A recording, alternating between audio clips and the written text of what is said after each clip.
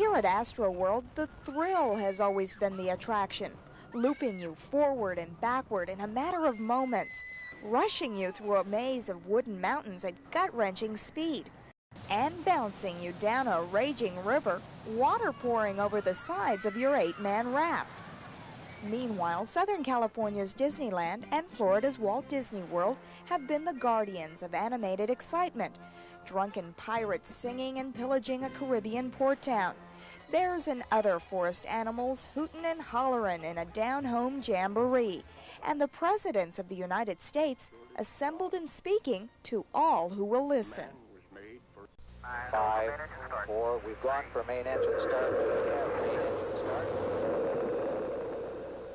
But the same technology that created the space shuttle, put computers in our homes and aliens on television screens, is bringing three-dimensional animation to amusement centers outside the Disney family.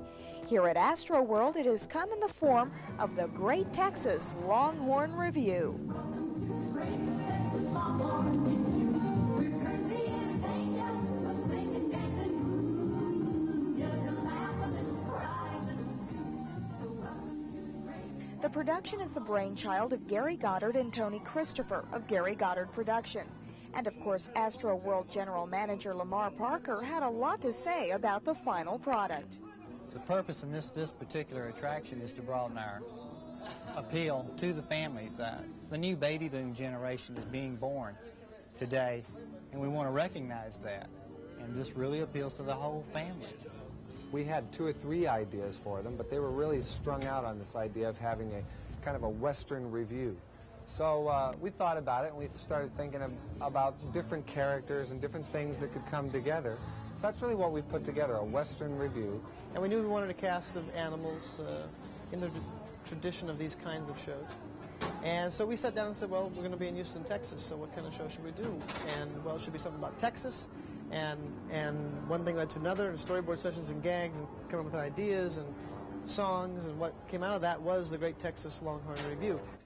The time involved in producing the Great Texas Longhorn Revue is one of its most amazing aspects.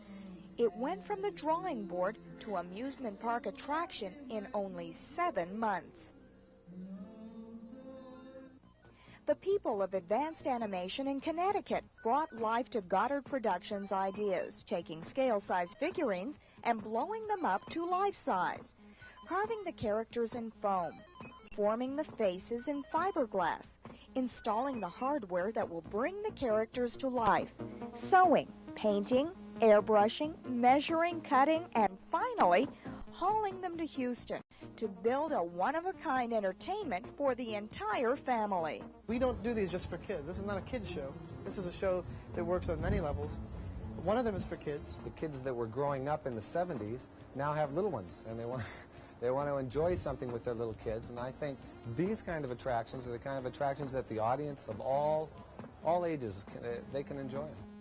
Now you know how these toe-tapping, two-stepping robots were created, so let's meet this menagerie that calls the Cow Palace home. Now, folks, this here's a place with Texas hospitality, so when you feel the mood... Slick Silver is the master of ceremonies, a pig with a pun for everything. The Bum Steers, with Tex Glitter headlining on bass, pick Texas's favorites with flair. The Utter Delights harmonize with style unseen since the Andrews sisters left the stage and screen. The Lone Armadillo is yesterday's hero gone soft, but he's still singing his song. And Fifi Lemieux weighs down a tune about as well as she does the piano. Buck Acorn has been riding the range too long and can't seem to find a friend. And where would any hoedown be without a penguin? A penguin? Yeah, well, they call him Tenderfoot Pete, and his is a sad tale. Overseeing this barnyard is an obnoxious pup named Gabby, who earned his name for a good reason.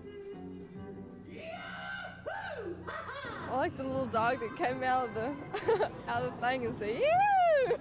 The big cow at the end, the one that played the guitar, the one that sang Blue Moon. Why did you like him the best? Because he has a real deep voice and he was wearing sunglasses and his hair slicked back. Tenderfoot Pete, because I felt sorry for him. I like that Blue Moon. That was a good rock tune several years ago. I think it's fantastic because it gives not only children but adults the same enjoyment.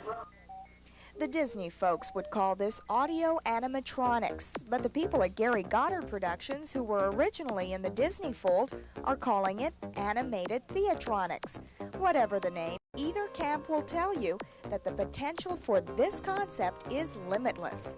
Because of computers and microtechnology and all of these various things that come about because of the space program, there are groups that can duplicate the kinds of things that Disney does in a much simpler fashion. I mean, there's nothing simple, but in a way that is economically feasible to groups outside of Disney. In 5 years, I hope we'll have character walking around on the stage. You know? He'll walk around, he'll welcome you to the show, and walk off stage. And that's certainly not out of the realm of possibility. And I think there's a lot of ways that we can explore in using the theatronic process, not just as an entertainment process, but as a process to enlighten ourselves and enrich our everyday life. For those of you who would rather spin round and round or shake your insides on a Coney Island roller coaster, have no fear. We're going to always have thrill rides at Six Flags or at Astro World, and we'll have probably a new thrill ride in the future. But this year we're putting in the Great Texas Longhorn Revue to broaden our family appeal.